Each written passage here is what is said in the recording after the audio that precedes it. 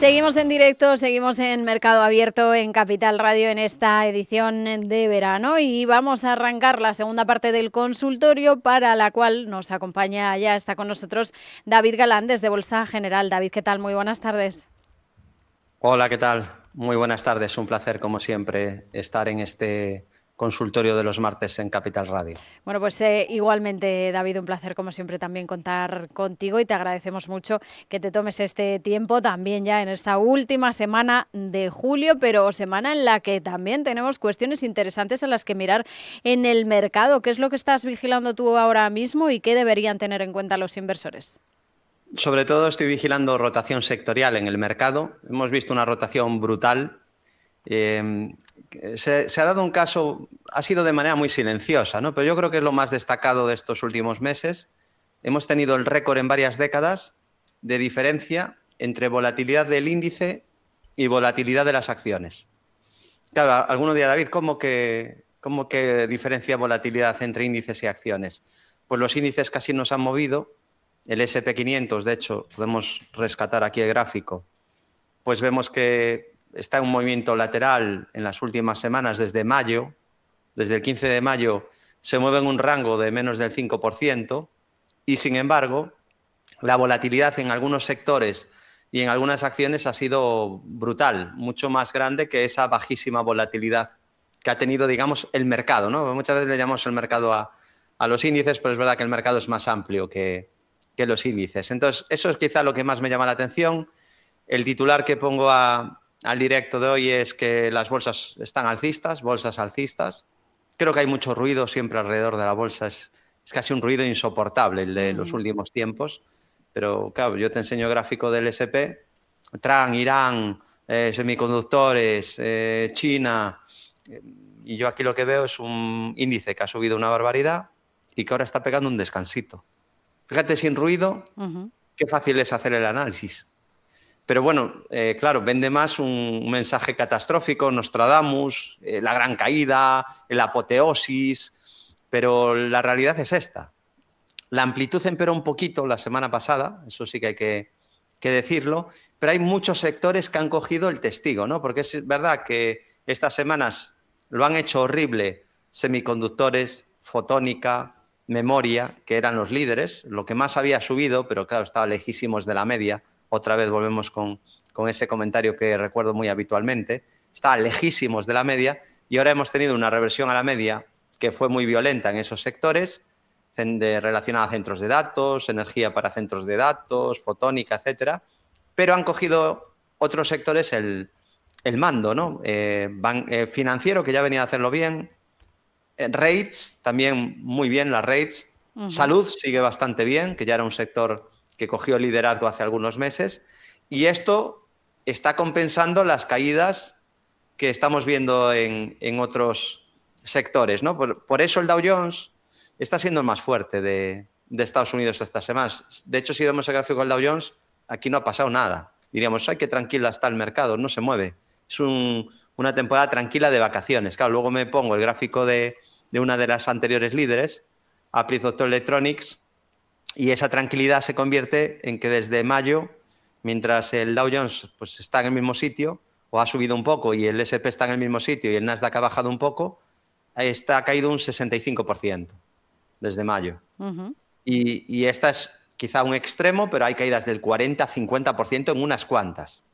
Vale, entonces, volatilidad y caídas durísimas en algunos de los anteriores líderes, en los más volátiles, en muchos que habían subido también muy verticales, pero luego a nivel índice, bastante tranquilidad, ¿no? El IBEX 35 sigue muy fuerte, muy alcista. Ayer marcó máximos de toda la historia, otra vez más. Única resistencia al máximo de ayer, 19.913, primer soporte la media ascendente, 18.200, y luego también 17.308 o el mínimo de marzo, 16.247. DAX alemán, también tendencia alcista, descansando un poquito. Única resistencia en los 25.900, primer soporte la media ascendente 24.500, también soporte en los 24.043, 23.715, el hueco alcista de 22.921 y el mínimo de marzo 21.863. Y en cuanto a la bolsa americana, ya veíamos, ¿no? Dow Jones descansando cerca de máximos. única resistencia 53.289, soporte en la media que pasa por 49.700 y luego pequeños soportes 49.900, 48.700 o el mínimo de marzo, que ya es importante, 45.057. El SP500, pues ya veíamos que descansaba tras una subida fuerte con resistencias en los 7.581 y 7.621 y soportes, el primero importante de corto plazo 7.237 y luego la media de 200, que también es importante, pasa por 7.100, 61,8 de la última subida 6.800 y el mínimo de marzo 6.316.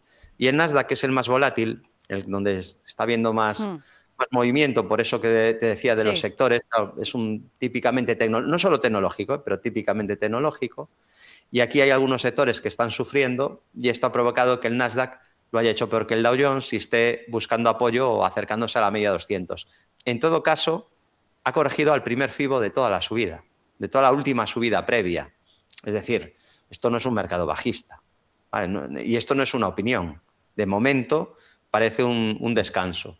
Primer soporte, la media ascendente, pasa por 27.300 y luego estaría el 61,8 de la subida que pasa por 25.800 o el mínimo de marzo, 22.841 puntos. Y de resistencias, los 29.192, los 29.856, los 30.642 y el máximo histórico 30.762. Bueno, momento de bastante tranquilidad a nivel índices, pero con bastante volatilidad intrasectorial. Fíjate que el Russell 2000, que es un índice muy amplio de acciones pequeñas y que suele ser muy volátil, fíjate que aquí no ha habido problema ninguno. O sea, es casi un encefalograma plano. Alguno diría, David, estos días mejor de vacaciones que no se está moviendo nada. Pero claro, es un engaño, porque si luego entras, si ya te lo tomas un poco a nivel profesional esto y entras a lo que está pasando dentro, abres el capó, pues claro, ves que ahí hay de todo, ¿no? Y que está habiendo caídas brutales y otros sectores que subiendo están compensando esas caídas. Perfecto, pues eso a tener en cuenta ahora mismo sobre el contexto actual de mercado. Vamos con dudas de nuestros oyentes y vamos a saludar, tenemos al otro lado del teléfono a Tomás desde Zaragoza. Tomás, ¿qué tal? Muy buenas tardes. Hola, buenas tardes. ¿Por qué valor quería preguntar? A ver, es una duda genérica, aunque sí que es cierto que tengo un valor que se llama Celestica. Mi duda, yo soy seguidor de David Galán, que hace ya muchos años, y con sus consejos, pues bueno, me va muy bien. O sea, tendencias alcistas, aplico stops, diversifico y demás. Y ganó bastante dinero, entonces, bueno, 50, 60, 200%, pero tengo una que es Celestica que se me ha ido. O sea, he hecho un 10 bagger. Y, claro, mi duda es, me vale para esta, pero me valdría a nivel genérico. ¿Qué hace él en estos casos? Pues claro, yo digo, por un lado sacaría una parte para ponderar un poquito la cartera y por el otro lado digo, ¿dónde voy a meterlo si esto no deja de subir? ¿No? Ahora se ha deteriorado un poco, por eso si me habla de ella mejor. Pero mi pregunta es a nivel control de riesgo. Es decir, en esos casos, ¿qué hacer? Pues claro, ha llegado a pesar un 30% de mi cartera. Entonces, esa es mi duda, pero que se entienda. De acuerdo, pues... Sí, dígame. Nada, que siento haberme alargado. Que muchas gracias por todo. Gracias a Tomás por su llamada. Pues David, vamos a echarle un vistazo ahora mismo al comportamiento de Celestica y con esa cuestión que nos planteaba también el oyente en cuanto a gestión de riesgo, a tener en cuenta. Vale, bueno, lo primero darle la enhorabuena, ¿no? Y me alegra ver que le está yendo bien y si como dice, le hemos ayudado a que le esté yendo muy bien, pues me alegra mucho. Y tantísimo trabajo y tantos años no caen en vano, ¿no? Entonces, bueno, a mí nunca me ha pasado, ¿no? Tengo que decir, me dice, en tu caso, si te pasa, nunca me ha pasado que me pesara más de un 30% una compañía. También es verdad que diversifico bastante, entonces es complicado, tendría que subir mucho y que las demás no subieran, ¿no? Para que me pesara tanto. Y claro, 30% es muchísimo, ¿no? Quizá en este caso, me estoy yendo ahora a gráfico semanal, ya que es un inversor de largo plazo. Quizá con esta vela y sobre todo al perder, claro, esto es una carcasa negra invertida con una sombra superior muy alargada, muy alargada. Entonces, o bien reducir un poquito después de esta vela o a lo mejor haber reducido un poquito al perder este mínimo. Y luego, yo creo que ya un nivel donde sí que pediría a gritos reducir la posición sería perder este mínimo porque es mínimo creciente y ya como mucho mantener una posición pequeña que si perdiera la media 200 ya no tendría ningún sentido para mí, ¿no? Entonces, quizá ya hubiera dado pie a haber cerrado una parte de la posición, pues yo que sé, a lo mejor un tercio o algo así, sobre todo hablando de que pesa un 30% de la cartera. Si no, pues igual pesando un 10, pues digo, hasta que no pierda el mínimo anterior, ya está, ¿no? Pero pesando un 30 y ya viendo este deterioro, pues asegurar un poquito la parte de la ganancia, ¿no? Y dejar luego correr el resto, porque es verdad que tampoco ha confirmado deterioro. Así que para mí soporte clave 244,51 y luego ya la media en gráfico semanal. Voy a poner cómo está el gráfico en diario, que es un título que cumplió muchas estructuras que fue activando. En diario, como se puede ver, ya hay un poco de deterioro, porque ha roto la media, ha perdido el 61,8 de la subida, pero es verdad que no ha perdido mínimos anteriores, ¿no? Tuvo una consolidación, un canal lateral bajista que suele romper por arriba, efectivamente lo acabó rompiendo por arriba, cumplió el objetivo, pegó aquí un par de días de subida extra, que pintaba la cosa que igual hasta subía un tramo mayor, pero se ha ido disolviendo también porque el sector no está tirando ahora tanto, ¿no? De hecho, la caída en este tipo de valores ha sido mayor, ¿eh? Está dando cierta demostración de fortaleza, ¿no? Fíjate, Coherent, aquí hay una rotura de la media un poco más grave, es mismo sector. Y bueno, algunas, no sé si Sandys se podría considerar exactamente, espera, en SNDK, a ver si se podría considerar, sí, también, mismo sector. Fíjate que esta, aunque todavía está en la media, la caída desde máximos está siendo un poco más dura ahora, ¿eh? Aquí ya hay una caída del 55% desde máximos, ¿eh? Y en Celestica creo que era menor, ¿no? Aquí hablamos de un 33. Entonces, dentro, no es un problema de Celestica. El sector ha tenido una gran recogida de beneficios después de subidas muy potentes, ¿no? Así que, bueno, pues hacerlo quizá escalonado, sobre todo cuando ya te pesa tantísimo, haría un par de escalones donde iría bajando un poco el riesgo, pero al final, básicamente un inversor es un gestor de riesgos, ¿no? Entonces, quitar un poco de peso. Y sobre lo que decía, un apunte muy rápido que decía, claro, si salgo de aquí no sabría dónde. Hay muchos sectores, muchísimos sectores. De hecho, el dinero ahora mismo no está aquí. Este ha sido un líder brutal y lo ha hecho muy bien. Pero el dinero no se ha ido del mercado. Se ha ido o ha fluido más a otros sectores. Tienes fuerte, como decía antes, rates, financieras. Ha habido financieras que estaban débiles, que han mejorado, como Mastercard o Visa. O sea, siempre hay valores que están rompiendo. Rompió Salud también hace unos meses, que lo comentamos. Asegurador también está fuerte. ¿Qué más hay por ahí? Bueno, y podríamos estar atentos, porque claro, puede decir, no, pero David, pero estos ya los comentaste y ya subieron mucho, que algunos es verdad que ya han subido un poco. Pero, por ejemplo, puedes vigilar las 7 magníficas. Están casi todas de capa caída, salvo Apple. Entonces, siempre el dinero va a ir rotando a otros sectores y van a ir mejorando. En software hemos tenido una rotación bestial. Es verdad que no ha caído en software a la vez, sino sobre todo primero en el líder, que es ciberseguridad, pero ya luego ha ampliado. O sea, ya hay bastantes acciones de software que han mejorado y pudiera seguir ampliándose esa mejora en el sector de software. Es decir, es estar atentos, intentar ir sincronizados. Ya sabe, ¿no? Mi mensaje, porque nos sigue. Entonces, no faltan sectores. Que no tenga miedo, que siempre hay algún sector que va a coger la batuta y de hecho ya hay otros sectores que ahora están superando al de electrical equipment. Genial, pues eso a tener en cuenta ahora mismo con esta duda sobre Celestica. Volvemos a la bolsa, vamos ahora a la bolsa española. Nos preguntan por Mafre y por SACIR. Nos dice un oyente que tiene ambas compañías en cartera con ligeras pérdidas y no sabe qué hacer ahora mismo. Bueno, pues empezamos por Mafre. David, ¿cómo la ves? Bueno, Mafre ha corregido tras cumplir el objetivo, que tenía una estructura activada a niveles cercanos a 4,60. Y bueno, es verdad que fue cumplirla y producirse ahí una cierta recogida de beneficios, una cierta corrección. Claro, ha empeorado un poquito, ¿no? Voy a puntualizar bien, no es que esté bajista Mafre. Mafre es un valor que está fuerte, podemos ver el gráfico. Es difícil de hacerlo mejor, ¿no? O sea, el sector financiero y asegurador hemos dicho que es un sector que está fuerte. Pero claro, dentro de esa fortaleza, ahora es de los que ha empeorado un poquito porque ha dejado un hueco a la baja. Ese hueco sigue abierto. Entonces, mientras ese hueco no se cierre, pues hay cierta presión vendedora, ¿no? Cierto riesgo de que pueda ahí haber cierta resistencia. El hueco lo dejó en 4,54.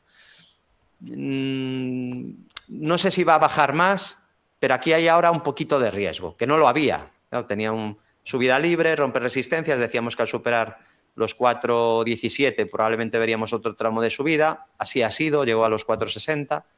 y claro, el problema es este hueco que ha dejado aquí. Entonces, bueno, ya no me gusta, el aspecto técnico ya no me parece tan positivo como el que tenía hace meses.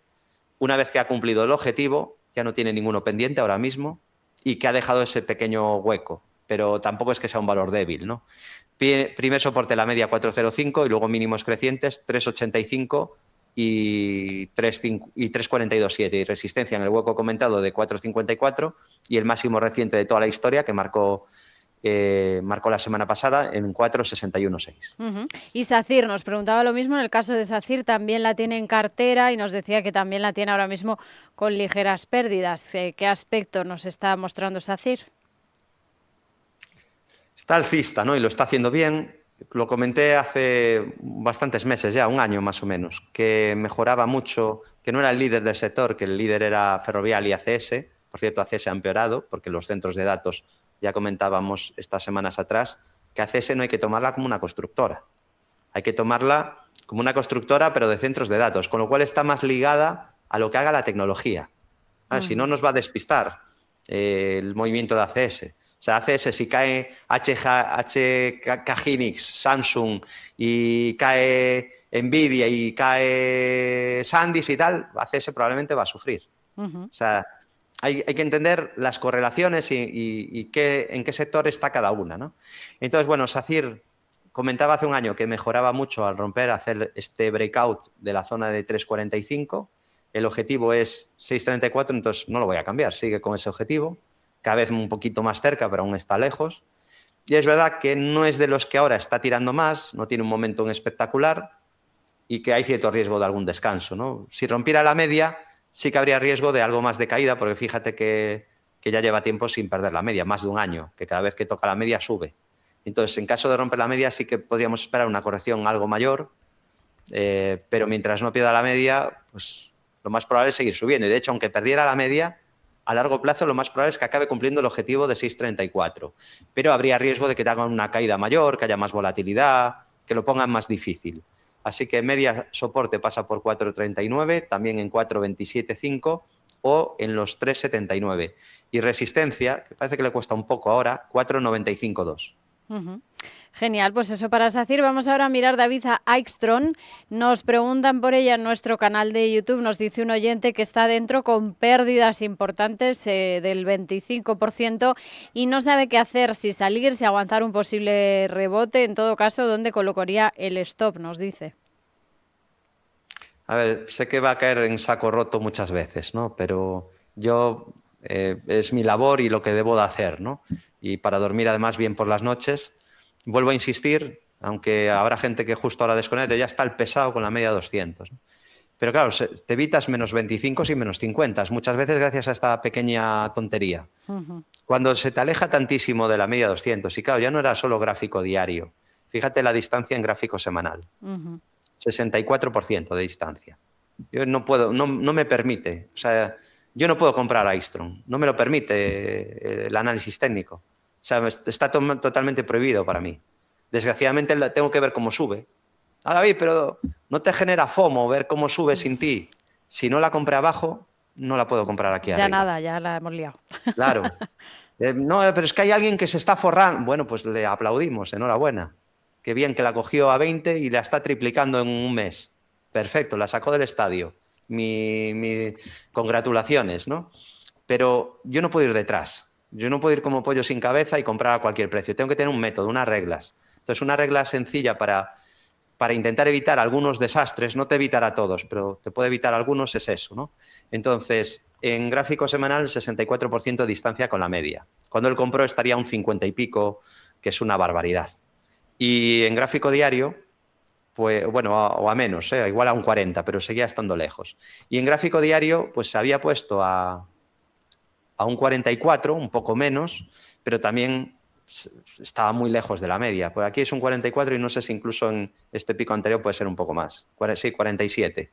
Claro, comprar en esta zona ya es muy peligroso. Claro, ¿puede seguir subiendo algo más? Sí, puede irse a 70. Ya una vez que llega a 63, ¿por qué no 70? Pero estás jugando con fuego. ¿Por qué? Porque nada sube en línea recta. Por mucho que parece que sí, ¿no? Siempre hay algún valor que se emociona durante una temporada y parece que no corrige nunca. créeme que al final acaba corrigiendo. Siempre. Yo llevo mucho tiempo en bolsa y es que no he visto nunca un valor que suba sin parar. Nunca. Siempre llega luego el hombre del mazo y con una caída además dura. Suele ser al menos a niveles FIBO de lo que subió. Es decir, te va a corregir al menos un 38,2 de la subida, casi un 40. Eso como mínimo.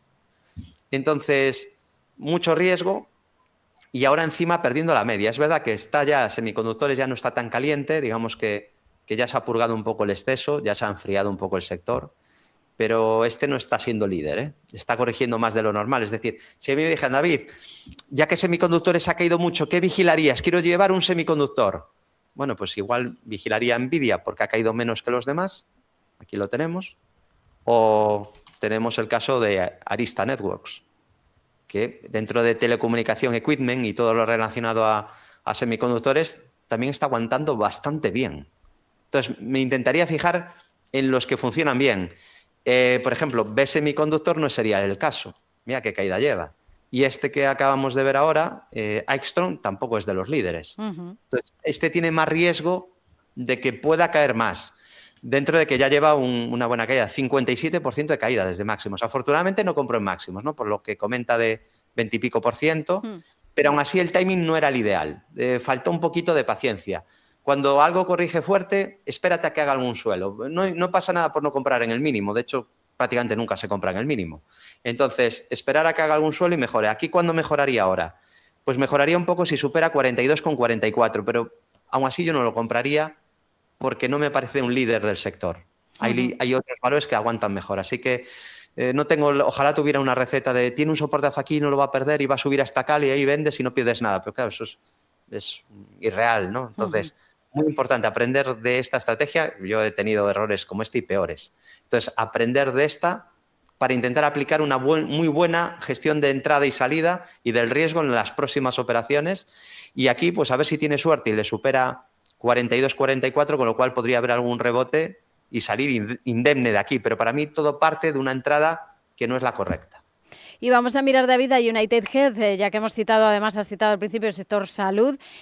Nos dice un oyente si hay que salir ya de United Health. Ya ha subido bastante y bueno, pues parece que ya le está entrando un poco el nervio. ¿Es el momento de deshacer posiciones en United Health? Bueno, no lo sé y además es una decisión personal, ¿no? Porque es su dinero, no es el mío. Yo bastante tengo con dónde entro yo y dónde salgo yo, ¿no? Bastante tengo, pero a mí no me está dando venta, aunque es verdad que la vela del 16 de julio, este tipo de velas, no siempre, pero después de tanta subida, es un buen rebote, desde 2,50 a 4,60, hablamos de un 70% de subida, más o menos, en pocos meses. Este tipo de velas suele provocar muchas veces algún tipo de descanso, pero no es una señal de venta.